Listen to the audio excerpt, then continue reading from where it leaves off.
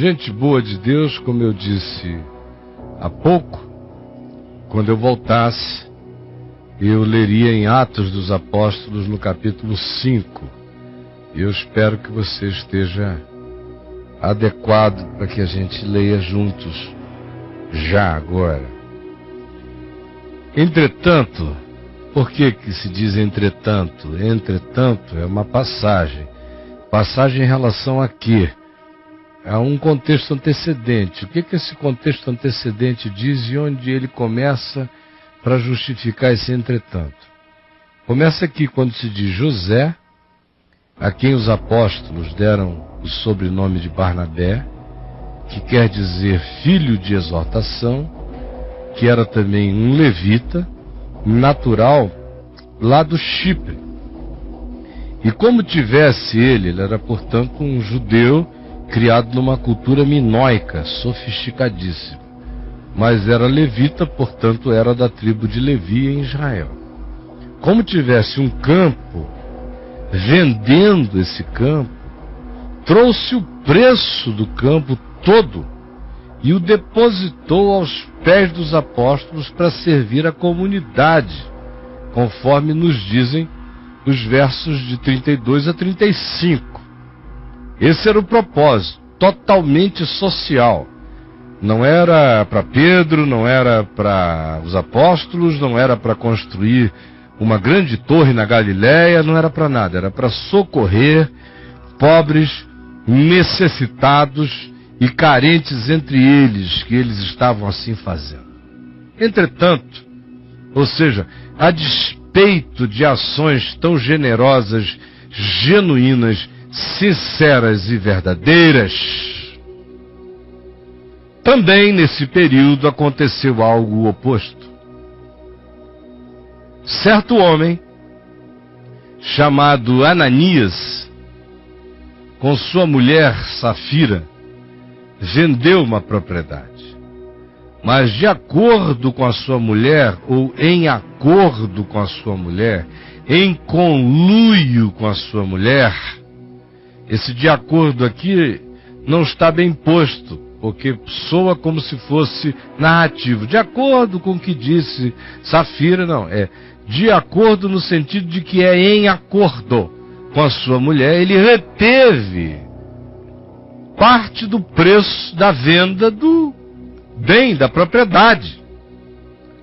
E levando o restante, depositou aos pés dos apóstolos, como Barnabé fizera. Trouxe o preço do seu campo e depositou aos pés dos apóstolos. Ou como diz o verso 35, pois nenhum necessitado havia entre eles, porquanto os que possuíam terras e casas, vendendo-as, traziam os valores correspondentes e os depositavam aos pés dos apóstolos. Então se distribuía a qualquer um, à medida em que alguém tivesse uma necessidade. Então, por causa desse contexto, Ananias agiu assim com a sua mulher. Só que eles fizeram o seguinte: eles disseram, vamos vender a nossa propriedade, vamos tirar uma parte para nós e vamos botar o resto aos pés dos apóstolos. Mas nós vamos dizer para todo mundo que esse é o valor da propriedade, porque a gente tira uma onda. Todo mundo está fazendo isso. Os mais espirituais aqui entre nós fazem assim. Os que são mais celebrados fazem assim. Barnabé acabou de fazer assim. Isso dá um status. As pessoas olham para você como alguém generoso. Então vamos fazer isso, Safira, mas não vamos dar tudo, não. Vamos guardar uma parte para a gente, mas vamos tirar essa onda. Vai ser bom, vai ser legal. Mas nós vamos dizer que é o valor do campo todo. E eles foram e assim fizeram. Fizeram esse conluio, que hoje em dia parece uma besteira. Diante do que se faz, é armação sobre armação, engano sobre engano, prostituição dentro de gabinetes pastorais, bordéis de igreja. loucuras e loucuras indizíveis, impensáveis. Essa historinha de Ananias e Safira parece uma bobagem, pé da roubalheira, da maledicência com a qual tudo é feito, com a construção de mente completamente destituída do temor de Deus, e chegando a exageros que até há pouco tempo atrás não se poderia nem conceber que se fizesse, mas se faz. Então a história de Ananias e Safira, comparada com as histórias do Papo de Graça, é uma brincadeira. A mentira deles comparada com as mentiras do Papo de Graça que a gente ouve aqui todo dia é brincadeira. E eles foram e depositaram o dinheiro aos pés dos apóstolos. Então Pedro disse: Ananias, por que encheu Satanás teu coração para que mentisses ao Espírito Santo, reservando parte do valor do campo?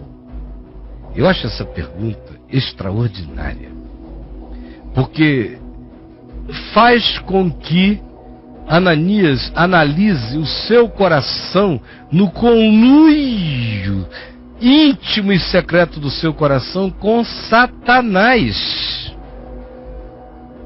E Pedro diz mais. Quando pergunta por que encheu Satanás teu coração, o que ele está dizendo é: o que foi que tu ofereceste a Satanás para que Satanás alimentasse o teu coração com a tua oferta a ele? Porque a ação de Satanás em mim depende do que eu ofereço a Satanás. Satanás não age em ninguém que não ofereça a ele alguma coisa.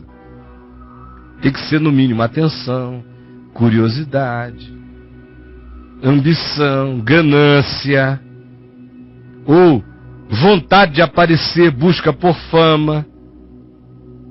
No caso deles era tirar uma onda ética generosa. Olhem para o coração de vocês e enxerguem quais foram as razões pelas quais Satanás teve o espaço que teve, porque vocês criaram. Então, não perguntem nada a Satanás. Quem quiser saber as coisas profundas de Satanás, discirna no seu próprio coração as coisas profundas do homem. Porque Satanás não tem nada profundo que não seja apenas aprofundado. Porque o que Satanás tem de profundo para ele, ele não pode aplicar em mim, a menos que eu ofereça o equivalente a ele. Aí ele potencializa, hiperboliza, exagera, agrava e enraiza aquilo em mim. Mas sou eu que faço a oferta. Por que encheu Satanás teu coração? Deus não faz perguntas a Satanás quando tem um homem decidindo andar na mentira. A pergunta é para o homem. Lá no Éden, Deus perguntou ao homem: Adão, Adão, que foi isso que tu fizeste? Por que tu comeste do fruto? Aí Adão disse: foi a mulher que tu me deste. A mulher disse: foi Satanás. E o Senhor não perguntou: Satanás, por que tu fizeste? Porque Satanás é Satanás. Satanás está na dele. Eu é que não estou na minha, porque não estou na de Deus. Aí eu ofereço a Satanás o que Satanás gosta em mim. Por que encheu Satanás teu coração para que mentisses ao Espírito Santo, reservando parte do valor do campo, conservando, porventura, não seria teu? Era teu. Você não tinha que dar para ninguém, não é obrigado, não tem barganha, não tem legislação, aqui tudo é espontâneo. Tem que ser espontâneo, sincero, verdadeiro. Isso aqui não é seita, Ananias. O que é teu. Se tu quiseres dar, tu o darás espontaneamente. Mas ninguém está te pedindo, ninguém está te obrigando, ninguém está te condenando, ninguém está te julgando, ninguém está exaltando a quem dá e ninguém está diminuindo a quem não dá ou não pode ou não tem. É justamente para acabar com isso tudo que nós estamos fazendo isso entre nós. Porventura, conservando o que era teu contigo, não seria teu. E vendido, não estaria o dinheiro em teu poder? Então, primeiro, você não precisava ter vendido. Se era teu, cuidasse. Se você vendesse e não quisesse dar nada, o dinheiro era seu, ficasse. Mas para que isso? Para que mentira contra o Espírito Santo? A gente está vivendo, Ananias, na presença de Deus. Nós somos um flagrante. Essa história de religião, de encenação, de fanfarrice farisaica, Pedro diz, acabou. Aqui a verdade é do Espírito Santo e a mentira é contra o Espírito Santo. Não é contra homens, não. Você está destruindo você mesmo. Você está pecando contra o santuário de Deus, que é você. É você que se faz mal ao pensar que enganando os homens você consegue passar ileso diante de Deus, porque Deus não está te pedindo nada do que tu propuseste.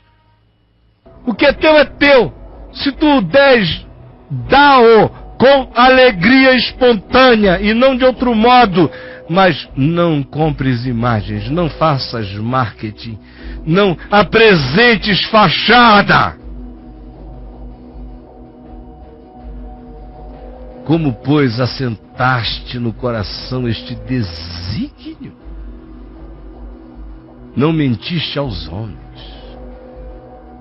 mas mentiste a Deus, Ananias. Ouvindo estas palavras, Ananias caiu e morreu, sobrevindo grande temor sobre todos os que ouviram e viram essa história. Levantando-se os moços que estavam ali, cobriram o corpo de Ananias e, levando o corpo, o sepultaram. Quase 3 horas depois, entrou a mulher de Ananias, Safira, não sabendo o que ocorrera. Sabe lá onde Safira andava? Chegou ela, animadíssima. Então Pedro, dirigindo-se a ela, quando ela entrou, perguntou-lhe: dize-me, Safira, vendeste por tanto aquela terra? Ela respondeu: ah, sim, foi esse mesmo valor que eu vendi. Tornou-lhe Pedro: Safira, por que entraste em acordo com teu marido para tentares o Espírito do Senhor? Eis aí a porta aos pés dos que sepultaram teu marido, e eles também te levarão. No mesmo instante caiu ela aos pés de Pedro e morreu. Entrando os mesmos jovens, acharam-na morta e, levando-a, sepultaram-na junto ao seu marido. E sobreveio grande temor a toda a igreja, e todos quantos ouviram a notícia desses acontecimentos temeram e tremeram. Primeiro eu quero dizer que esse episódio histórico não determina que por causa disso Ananias e Safira abriram os olhos no inferno. Não. Absoluta certeza o seu irmão aqui tem que eu vou chegar na eternidade e vou encontrar Ananias e Safira em glória. Eles foram disciplinados para salvação, para aproveitamento. Isso aqui é uma ação da graça de Deus. Isso é graça sendo aplicada. É disciplina do Pai que corrige a todo filho a quem ama. E bem-aventurado é o filho que não fica sem correção. Bem-aventurado é o disciplinado. Bem-aventurados são aqueles que morrem no Senhor. Bem-aventurados sejam Ananias e Safira, porque apesar de todo o seu pecado, o espírito deles foi salvo no dia do Senhor, mas eles se tornaram referência, arquétipo, exemplo, para que todos nós saibamos que não é na presença de Pedro, nem de João, nem de apóstolos, nem de religião, nem de homens, que tem que estar o nosso coração. Eu nunca minto a homens, eu sempre minto ao Espírito Santo. Eu minto a Deus, porque Deus é quem vê, Deus é quem sabe. Quando eu minto a Deus, eu digo a Deus pela minha mentira. Direi que tu não viste, direi que tu não ouviste, direi que tu não sabes. Quando eu minto,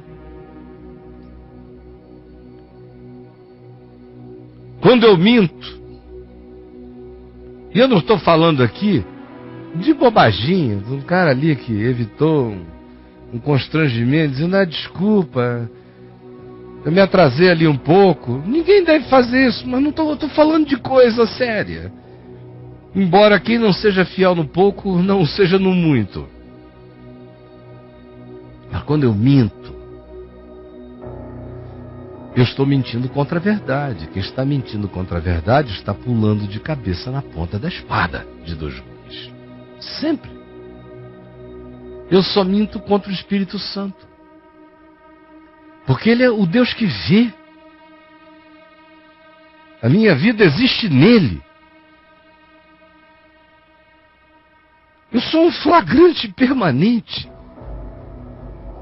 Eu vivo nu, por dentro e por fora, diante dele. Diante de Deus não há camisa, não há calça, não há cueca.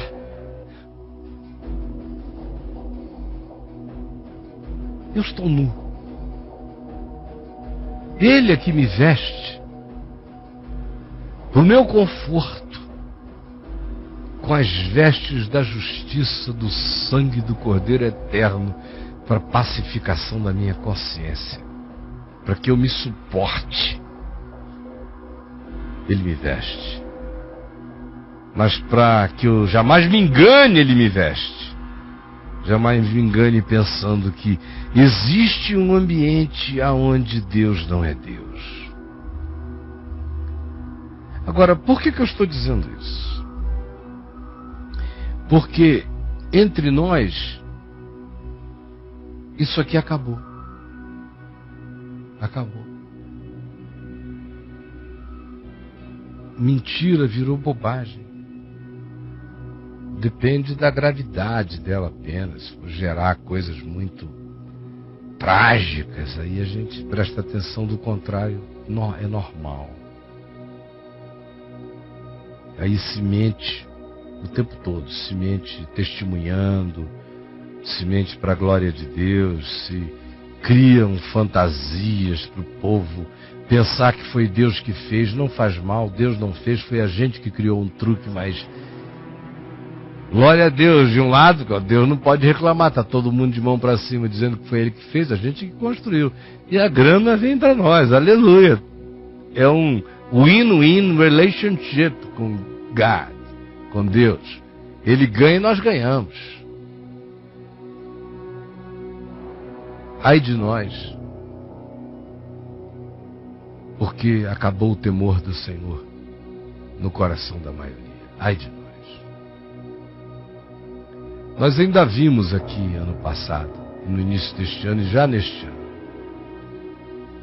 algumas ações de Deus ao estilo Ananias e Safira. Vocês lembram daquele senhor, pastor, sogro, possuindo a nora, e por fim até obrigando a nora a querer continuar a ter relações com ele durante anos, 4 anos, 5. E como ele lutou aqui e me amaldiçoou de todos os modos, me chamou de diabo, disse que ia continuar fazendo a maldade dele, que ele ia pegar assim aquela safada do jeito que ele quisesse, e as demais meninas da igreja que ele pegava mesmo. E vocês viram os embates que nós tivemos aqui. De todo o coração eu exortei em amor e em verdade, mas tive que dizer a ele: se ele continuasse naquela determinação de recalcitrância contra os aguilhões, eu citei para ele o texto de 1 Coríntios 5, de que a mão de Deus iria ferir-lhe a carne, na esperança de que o espírito dele ainda fosse salvo no dia do Senhor Jesus. E vocês viram como 2 semanas depois um homem saudável aparece aqui com um diagnóstico de câncer, e menos de 10 dias depois ele estava sepultado. Não sei nem se chegou a tanto. E o temor que caiu no coração de todos. Nós vimos nos últimos 3 meses, acompanhamos a história do pastor Roberto, lá no interior de São Paulo, da Cláudia, da Vera, dessa família que, pela graça de Deus, a mão do Senhor libertou. Salvou um grupo enorme de pessoas que estavam há anos sob engano e mentira. Mas vocês viram que a intervenção de Deus trouxe morte. Morte. E vocês também me viram aqui dizendo que quando a Fernanda, filha da Cláudia, médica cardiologista, que coincidiu de cuidar do pastor Roberto no hospital depois daquela catástrofe inteira, quando ela disse que dificilmente ele se recuperaria do 3º infarto, tudo assim, rápido e súbito, eu disse que oraria por ele. No dia seguinte, ou 2 dias depois, veio a notícia que naquela mesma noite ele tinha morrido.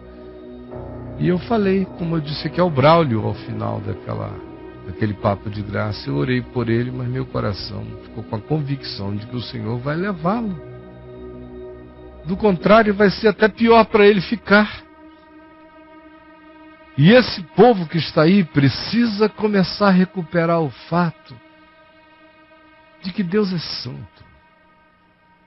Que graça de Deus e santidade de Deus não são divorciadas, são a mesma coisa.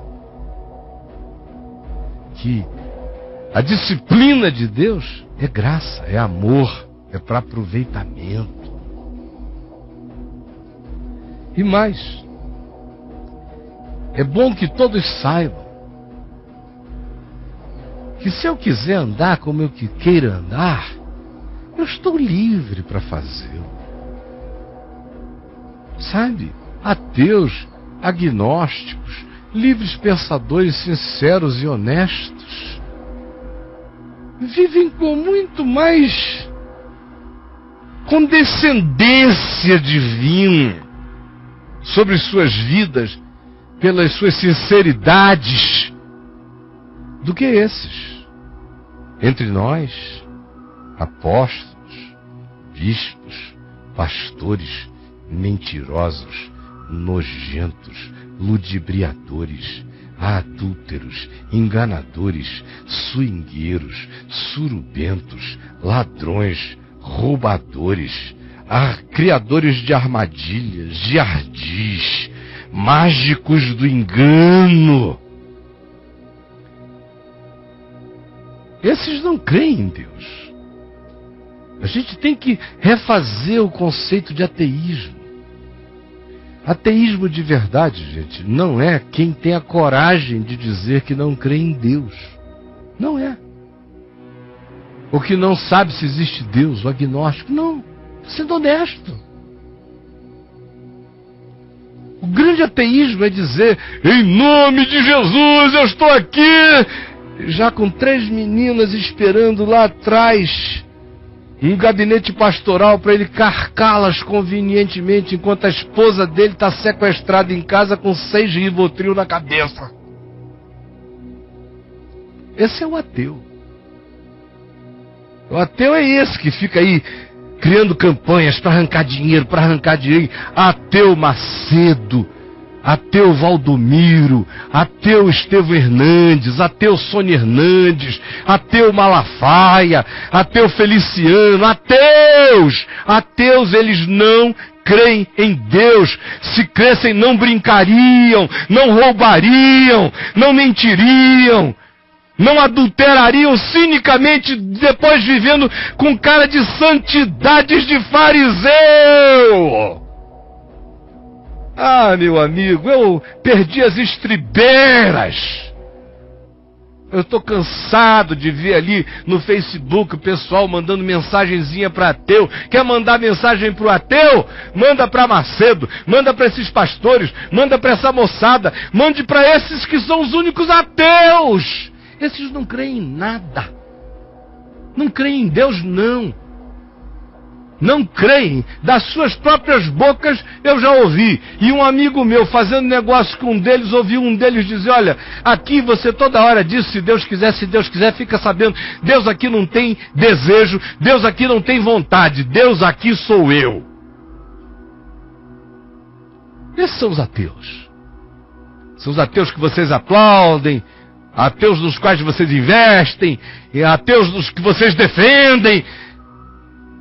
Só porque eles carregam o nome de Deus na boca, enquanto seus corações estão em todos os lugares, divorciados do eterno. Mas o ateu é o que tem a coragem de dizer: eu não creio em Deus, não sei se Deus existe. Esse tem toda a minha reverência, se estiver sendo honesto. Agora esses outros, eu não tenho nada a lhes dizer, a não ser que grande juízo vem sobre vós. E sobre todos os outros, aqui entre nós mesmos, que estão brincando disso por aí. Brincando em âmbitos menores, em lugares menores, no alcance das suas mãos, mas você sabe que é com você que o Evangelho está sendo falado neste dia.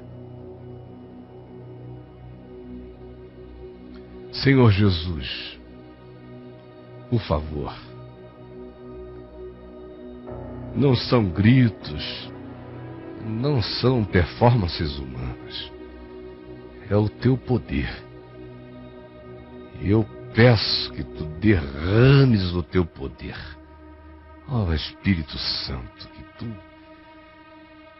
venhas sobre todos, convencendo a todos nós do pecado, da justiça, do juízo, e nos exortando à verdade, para que sejamos salvos da nossa mentira, do nosso engano, do nosso ateísmo, da nossa vida sem Deus.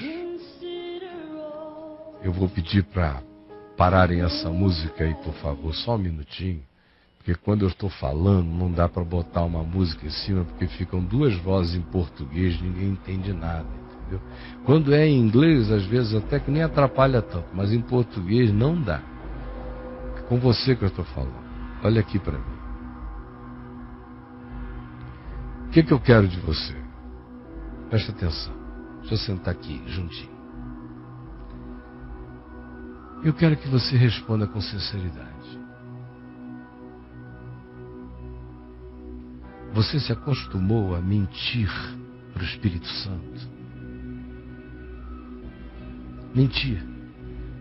Testemunhos que não são verdadeiros para a glória de Deus. Sua mente entrou nesse esquema de que se os outros ficarem alegres achando que foi uma coisa que Deus fez, não precisa ser verdade. O quanto que o espírito de Ananias e Safira entrou em você? Não em relação apenas a vender uma propriedade, um campo, mas no todo. Que é esse espírito de não mais pensar em Deus como sendo aquele diante de quem eu sou um flagrante. Você ainda pensa em Deus, sabendo que diante dele você está nu. Ou Deus já inexiste para você faz tanto tempo, e você já se habituou a falar com esse que não existe, a cantar para esse que não existe, a aplaudir esse que não existe, sair para sacanagem porque ele não existe, mas faz de conta que existe. Não, ele existe sim, ele só não está nem aí. ou ele está aí só se a gente não comparecer, se a gente não der dinheiro, se a gente não fizer algumas coisas. Se a gente fizer certas coisas, ele topa tudo. Porque Deus, afinal, topa tudo por dinheiro. Eu não é? Deus dos crentes foi criado pelo Silvio Santos. Topa tudo por dinheiro. Mas me responda. Você perdeu o temor do Senhor mesmo? Porque o temor do Senhor consiste em aborrecer o mal, a língua falsa perversa, o falar injurioso, o olhar altivo, preconceituoso, soberano, arrogante. O temor do Senhor consiste em aborrecer todas essas coisas em nós. O temor do Senhor consiste em dizer: em mim não. Mentira não, arrogância não.